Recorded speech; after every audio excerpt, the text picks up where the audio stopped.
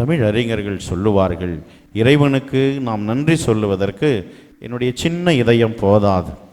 நம்முடைய இதயம் கை அளவு தான், இவ்வளோ பெருசு தான் இதயம்.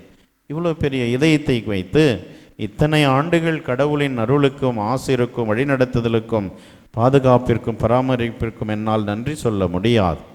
என் உடல் முழுவதும் இதயமாக இருந்தால் கூட என்னால் இறைவனுக்கு முழுமையாய் நன்றி சொல்லிவிட முடியாது. நான் ஆனந்த கண்ணீர் வடித்து அழுது இறைவனுக்கு இந்த நன்றி சொல்லிவிட முடியாது. என்னுடைய 2 கண்கள் அதற்கு பத்தாது.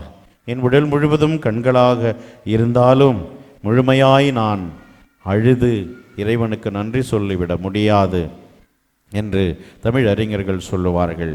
அதனால்தான் நம்முடைய திருப்பாடல் ஆசிரியர் சொல்லுகிறார், மீட்பின் கிண்ணத்தை கையில் எடுத்து ஆண்டவருக்கு நான் நன்றி செலுத்துவேன்.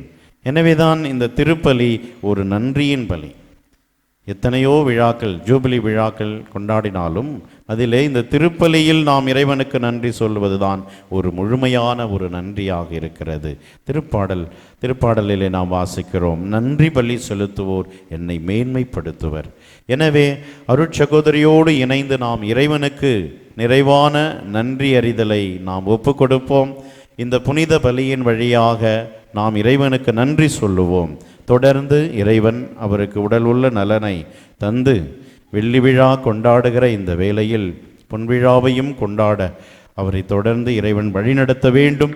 இன்னும் வல்லமையாய் அவரை இறைவன் ஒரு வல்லமையின் கருவியாய் பயன்படுத்த வேண்டும் என்று அவரை ஜெபித்து வாழ்த்துகின்றோம்.